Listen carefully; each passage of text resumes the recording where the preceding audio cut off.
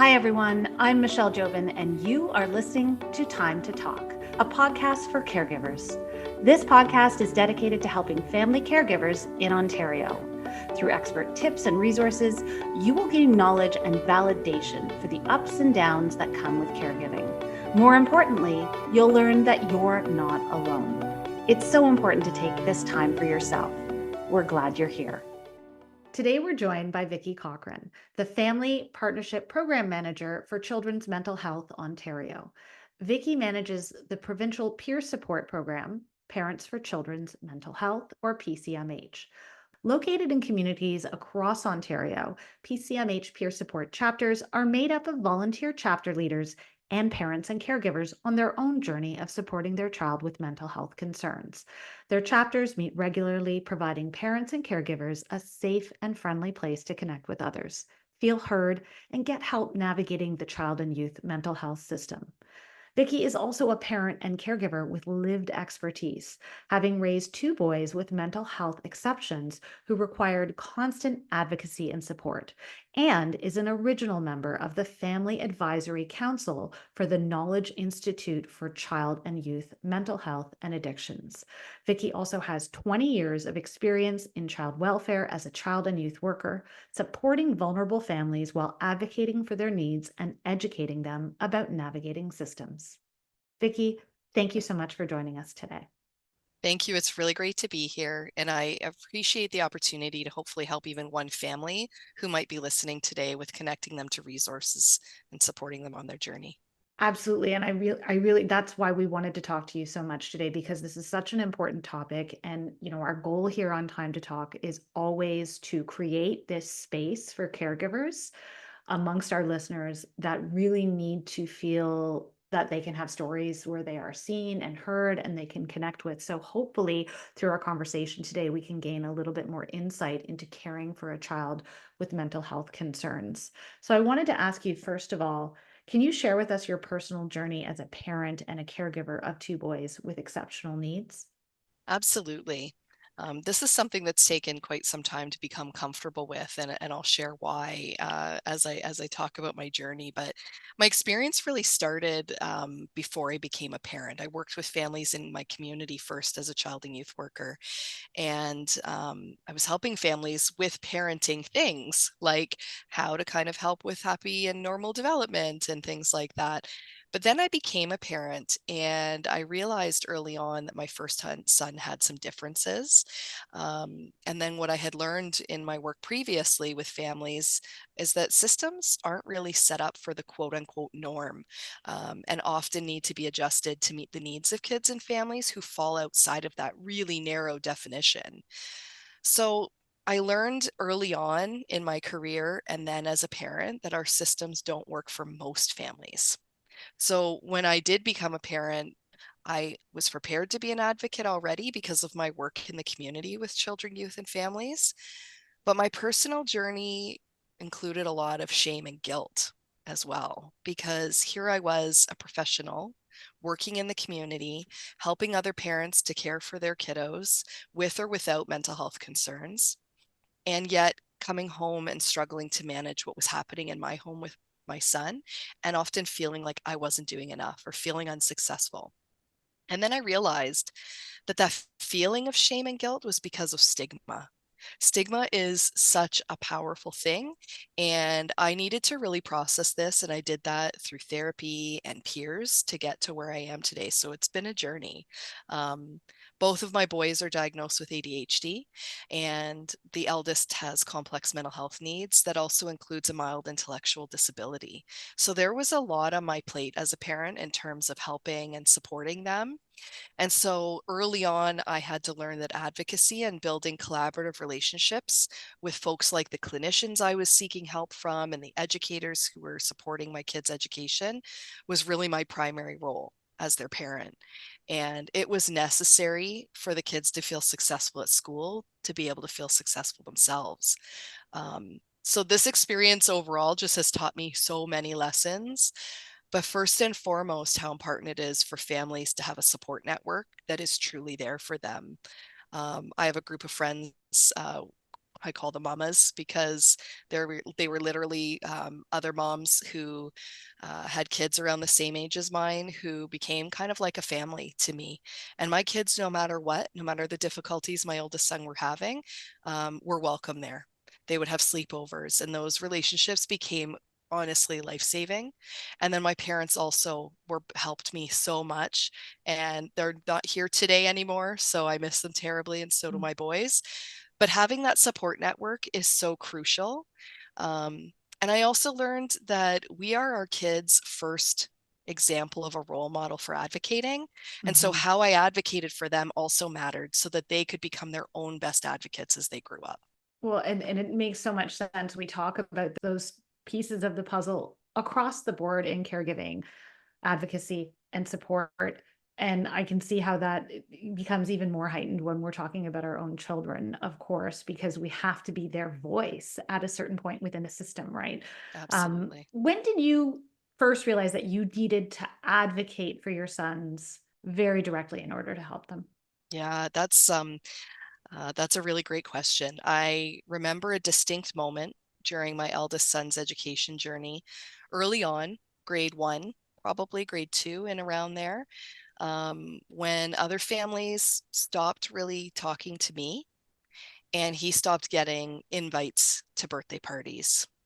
And it's a really painful memory because I had worked really hard through the kindergarten years to try to build relationships. And I wasn't doing that for myself. I didn't need to build friendships, but my son needed friendships. And so I was trying to connect with other parents where I would hear from the teachers, oh, he really connects well with this child. So I would try to build that relationship outside of school because that's what the school kept telling me to do, build relationships outside of school. And that was really challenging. Um, so, at first, everyone in the class gets invited to birthday parties. Then you start to see that dwindle when your child is different. And that's really painful for families. So, over the years, I tried to work with the school on helping to build relationships within the school environment, but it didn't translate outside of the school. So I recognized that I needed to be an advocate in school when my son was being treated differently by other peers. He unfortunately did experience a lot of social isolation and bullying. And we think of bullying as like pushing and name calling, but my son experienced extreme social isolation, which falls under that as well. So I realized how important it was to advocate for him in that environment as a result of that. And secondly, how important it was to help him find other activities outside of school so he could feel successful. So in my advocacy, I knew that I needed to be collaborative with the educators, but I also understood the system side of things because I'm a professional in the community. And at times it was really hard to balance that. I realized that collaborative advocacy is the most successful form of advocacy because it gets the job done. Mm-hmm. And sometimes there's a place for emotions in advocacy, but knowing the differences about when to bring that in is really helpful.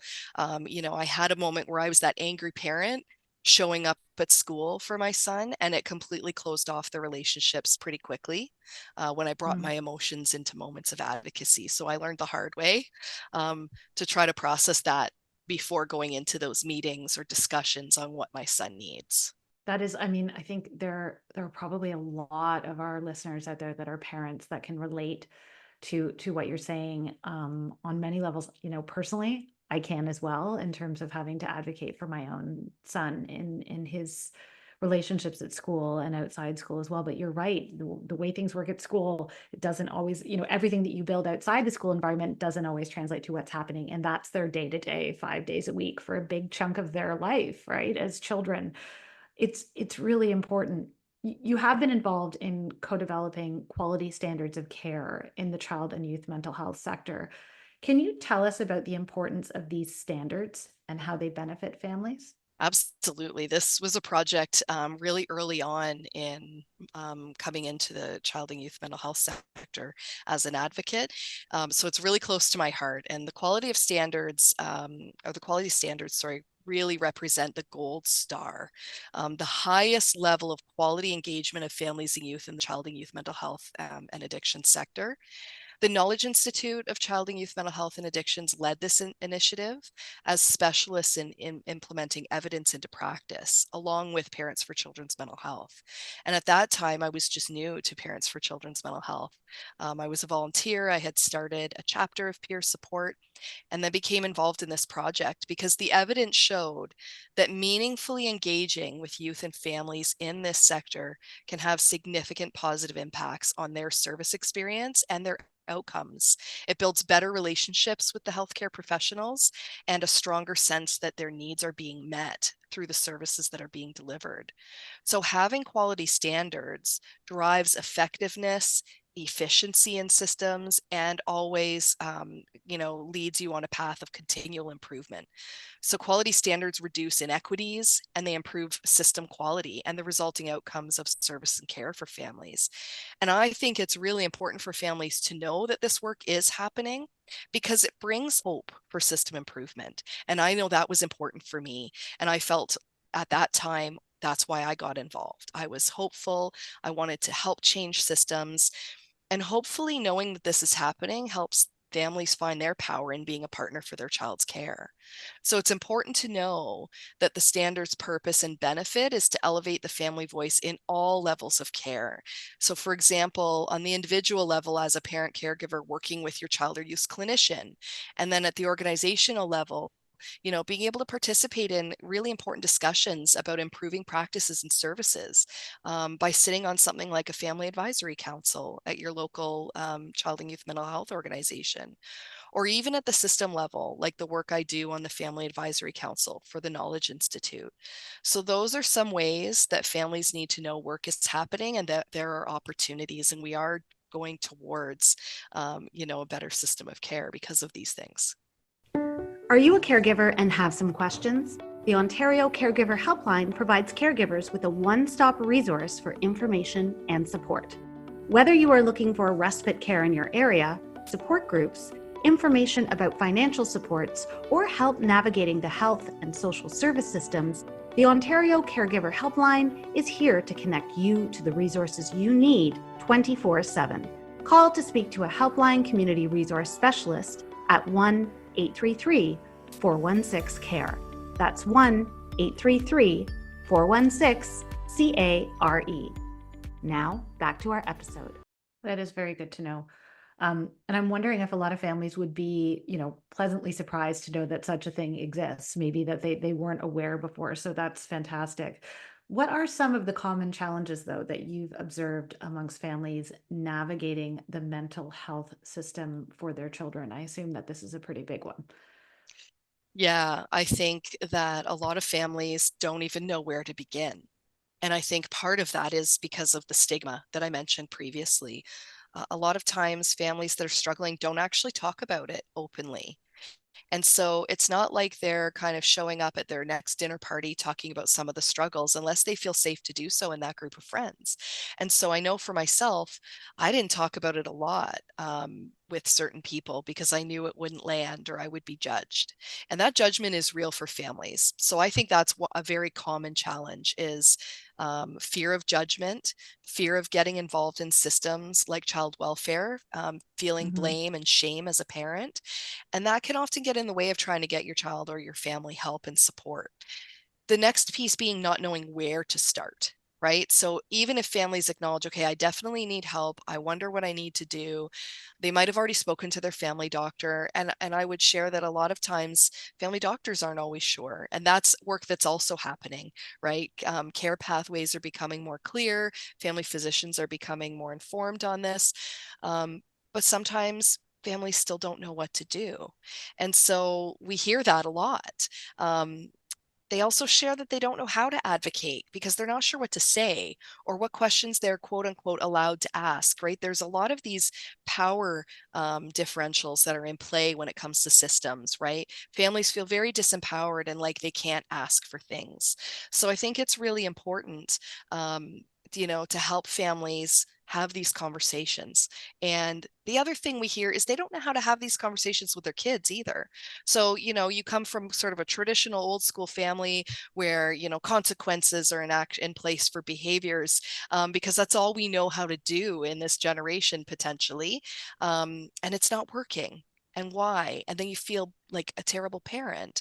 So these are the kinds of things that we support families with through our Parents for Children's Mental Health Peer Support Program. And these are things that we hear all the time.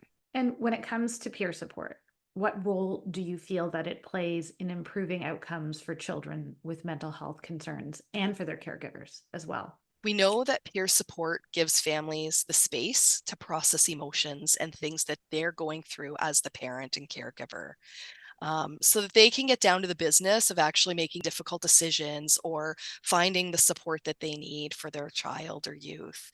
Um, the space that we create in our peer support programs gives them the opportunity to chat really naturally about these things and in a really non-judgmental environment about difficult decisions that they need to make. For example, I remember when I was having to make the decision about putting my son on medication or not, and he was quite young, and that was a really scary decision. Now, in my experience previous to being a parent, like I shared, I knew how to ask questions about medication. I even knew about medication types and side effects and things like that. Unless you have that kind of experience, you don't necessarily know the questions to ask. And so, again, peer supporters have been there, done that. They get it and they know how to have these conversations. They're not going to tell you what to do, but they can guide you through a process of thinking about it, resources to look at and consider to help you make an informed decision. So these kinds of decisions can be helpful in the process of advocacy and being a collaborative partner with your service provider, knowing how to have those conversations with the doctor, being prepared to ask about side effects. Some people might not think to do that. Or being prepared to ask, is this going to be lifetime use of medication? But that's just one example. I mean, medication's one difficult example. Families are faced with difficult decisions all the time. Like, should I be calling the police when this happens in my home? Um, that's another one, again, that is very stigmatizing, scary, for all kinds of reasons, depending on what your Mhm. family looks like or where your family lives. So these are some of the challenges that we kind of try to help with in peer support. And then the outcomes we hope that that brings is families knowing more about the systems that are in our province and how to manage using them, being prepared to advocate within them, and the kinds of things that they should know. It's I like over and over as you're talking, I'm thinking of just how important to have that peer support group is, because you can have a wonderful group of friends, but unless they have personally and as empathetic as they could be, if they haven't really experienced something like this, it's always great to have someone to talk to and to relate to and have someone listen to you. But sometimes, if someone hasn't gone through their child being socially isolated at school or a number of other more challenging situations that could come from mental health concerns, it's just hard for them to know quite what to say or how to relate. So I can understand how important these groups would be in terms of peer support. 100%. And I know I have my group of friends that I call the mamas, and Yeah. they were amazing. And my parents were amazing, but my parents also didn't always understand the choices I was making as a parent Mhm. because I was parenting differently than they did. And Yeah. they would always have well-meaning advice, or be asking questions that, unintentionally invoked shame in me or Yeah. guilt. But again, they were well intentioned and full of love, and I couldn't have done things without them. But you're right, people try. But peer support, again, offers a different environment where you don't have to do the explaining and the answering questions constantly or kind of building your case about why you're doing a certain something, right? It's a place where Yeah. you walk into a room and people get it. Yeah. I wanted to talk a little bit more about Parents for Children's mental health. Can you explain what the Parents for Children mental health peer support chapters are exactly and how they function within communities across Ontario? Absolutely.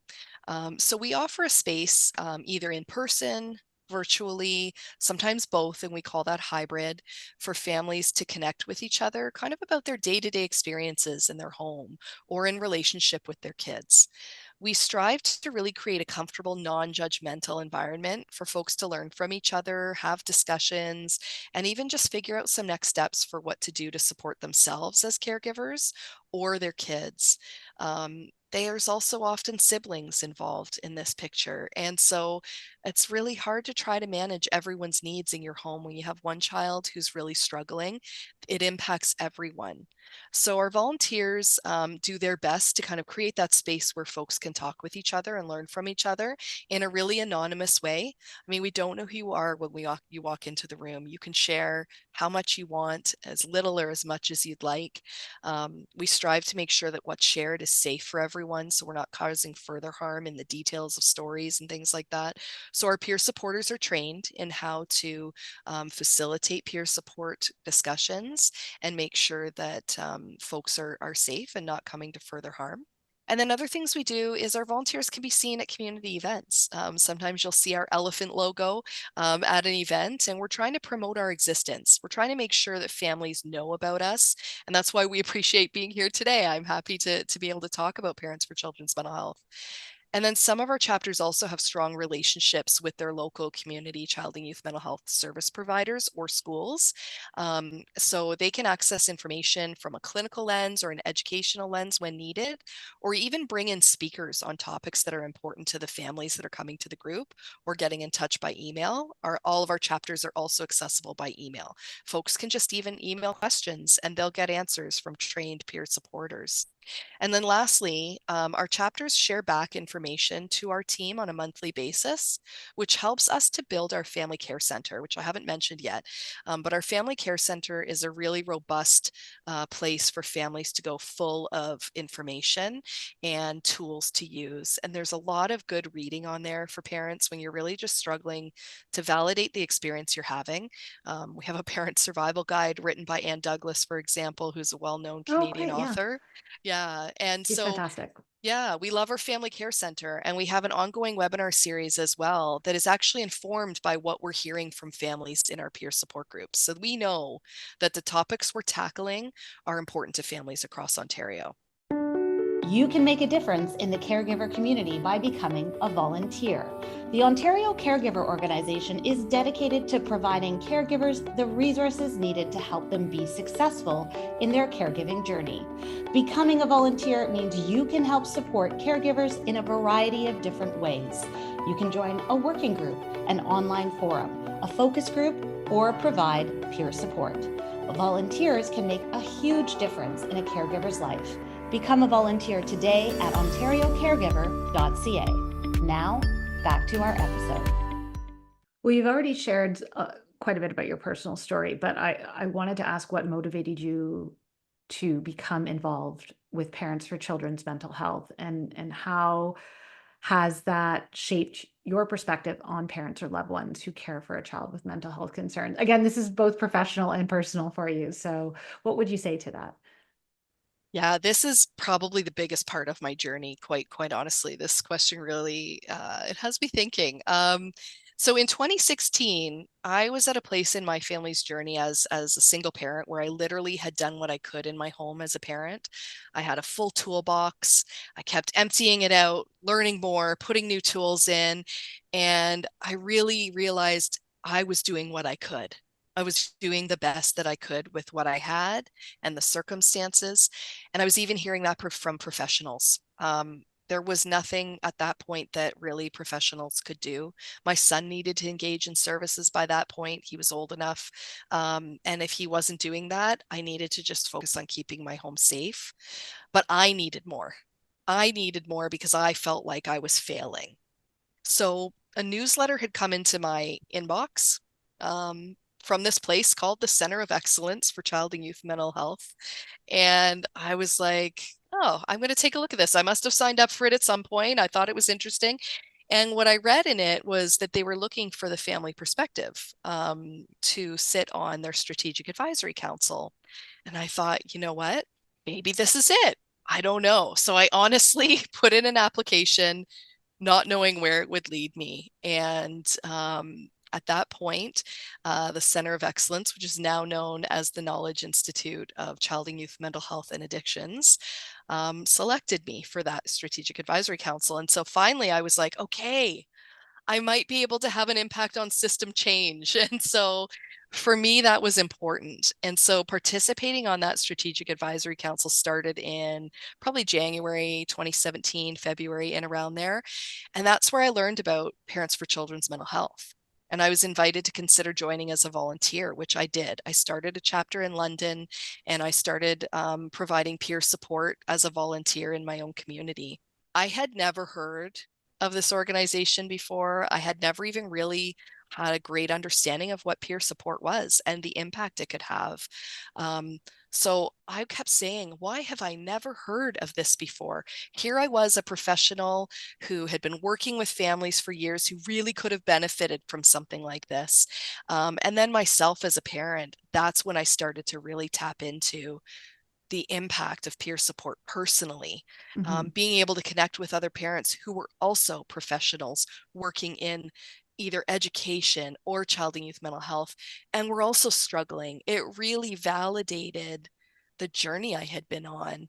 And so ever since then, I would say that my own personal journey has exploded, and I am where I am today as a result of that. It's given me perspective on why parents and caregivers, need more than just what clinicians have to offer. Peer support is a complement to clinical care for so many reasons.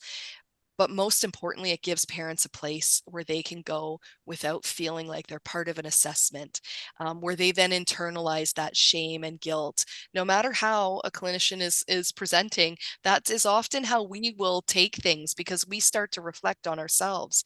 And so it really helped me realize how much I had been judging others previously, Mm-hmm. and really shifted my lens professionally as well. And just learning how to help others figure out what they can do to help themselves be the best they can. And that's what peer support is about. And the answer isn't always parenting techniques, which we're so often told that's what we need to look at. Go to this parenting session or learn how to do this. It's not always about that. And so parents are faced with that as an answer for how to help their child, and peer support can help open them up to some possibilities that might be related to that. We all have skills we can build, and that was another part of my personal journey, is just learning more skills to help. It's interesting how, even given your professional life, how you were surprised that this organization even existed because you hadn't heard of it before. And so Exactly. I can only imagine that many, many, many more people would love to know about it as well. So that's, again, very glad that we're talking about everything today, because I'm sure there are many listeners that are parents and caregivers that will want to reach out.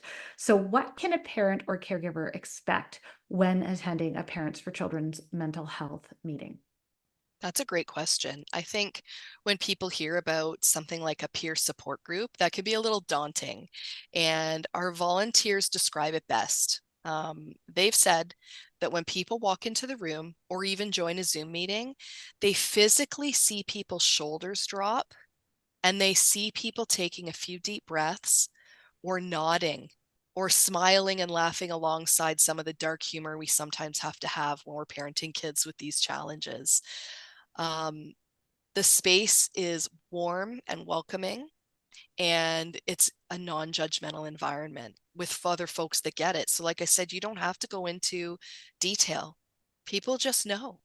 So for Mm. example, I've had to call police to my home, and I don't have to explain what that's like, because people in the room, if they've had to do that, get it.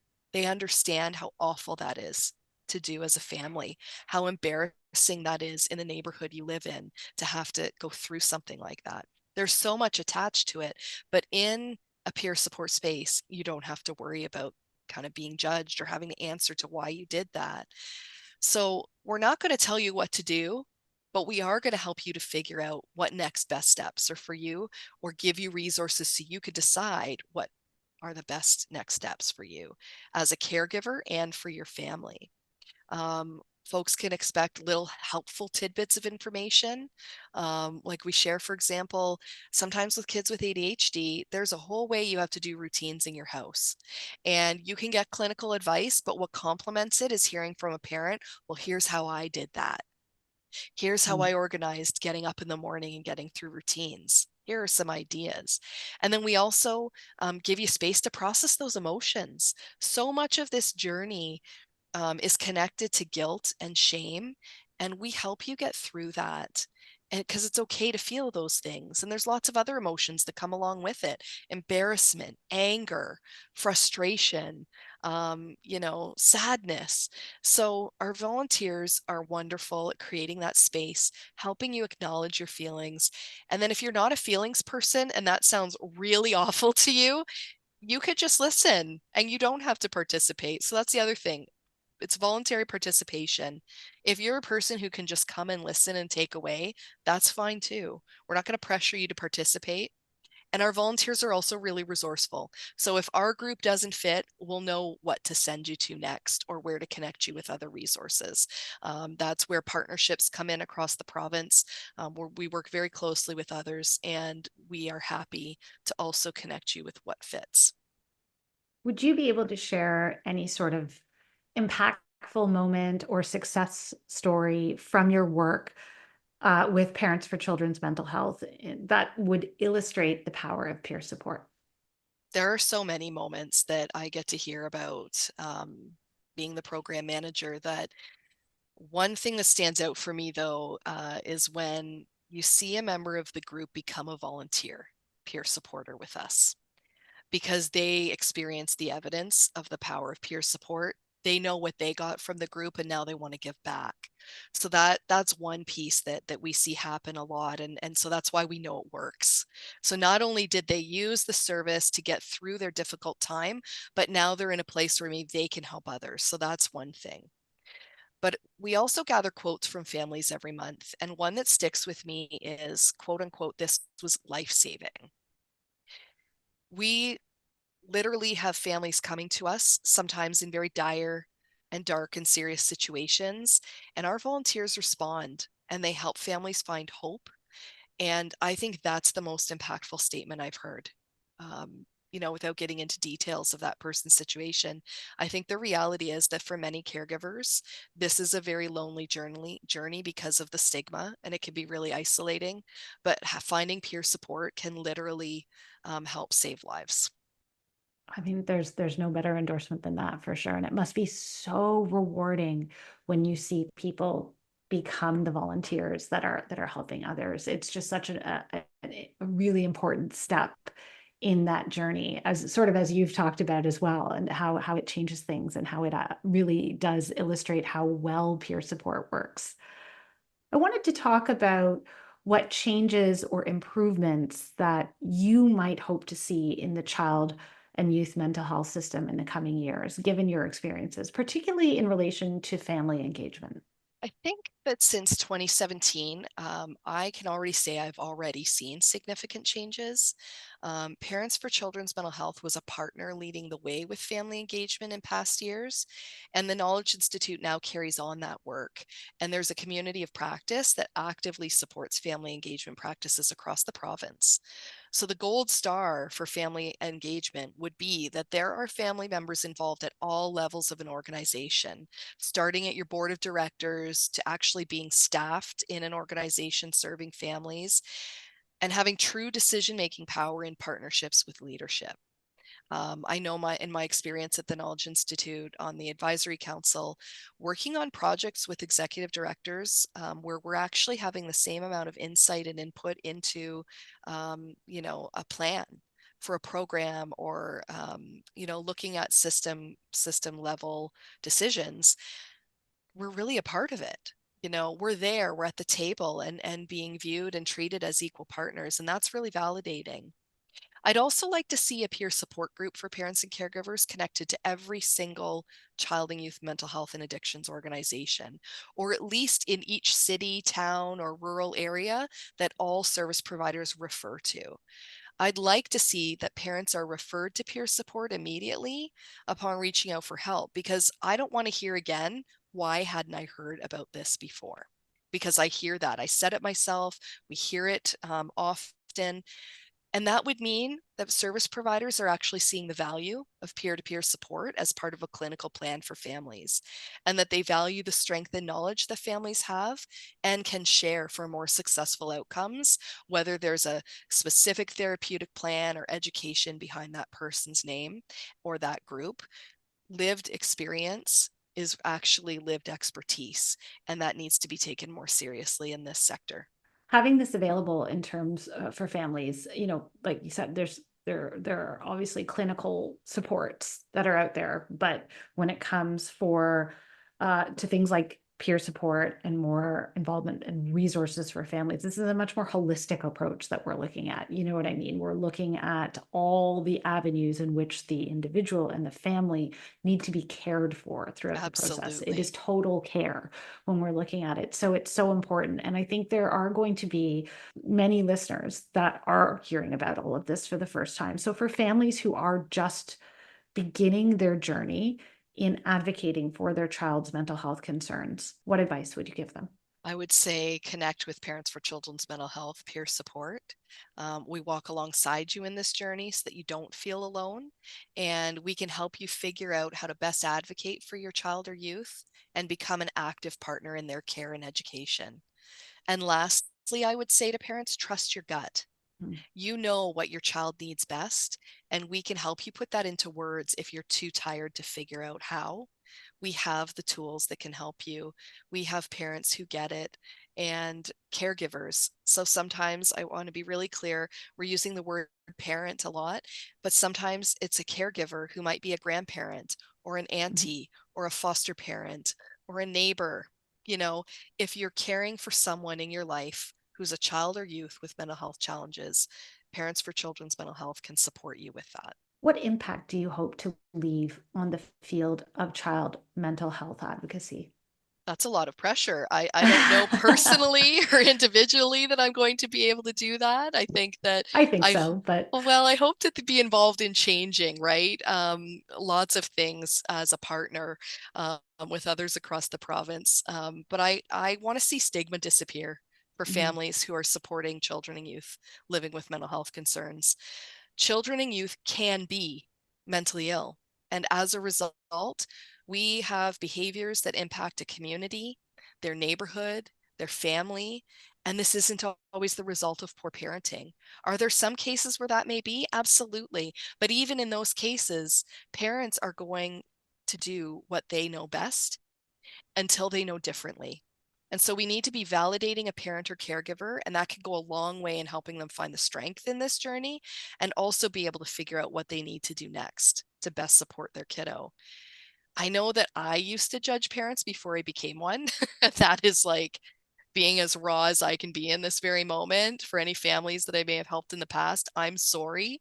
I didn't get it. And I remember working with parents, grandparents, caregivers, and I was a 20 something, didn't have kids. I knew all the information that could help them, but they would just look at me like, are you kidding right now? You're going to tell me how to do this? And there were folks I had real discussions with about that. And I get it now. mm. Like also reading articles online or comments, with newspaper articles about the way kids are suffering in our province right now. And people are really quick to say, where are the parents? And I know in my experience, even working in child welfare, a lot of parents feel blame and shame having been involved with child welfare. And I can say that, in my previous role, I was judgy. And then I became a parent who was being judged. And that was life changing. So I hope the work we do at Children's Mental Health Ontario and in our Parents for Children's Mental Health program can continue to elevate the voice of families who are supporting kids with mental health challenges or concerns and create a comfortable, non judgmental space to land and strengthen themselves to continue doing the best that they can, even if that means that they need to learn new skills or ways of coping, because that's right too. I mean, I had to learn. No matter how big and full I thought my toolbox was, there were still things I didn't know. So families need to be open to that, but we also need communities to wrap around families again And I think our community and our society today isn't doing that.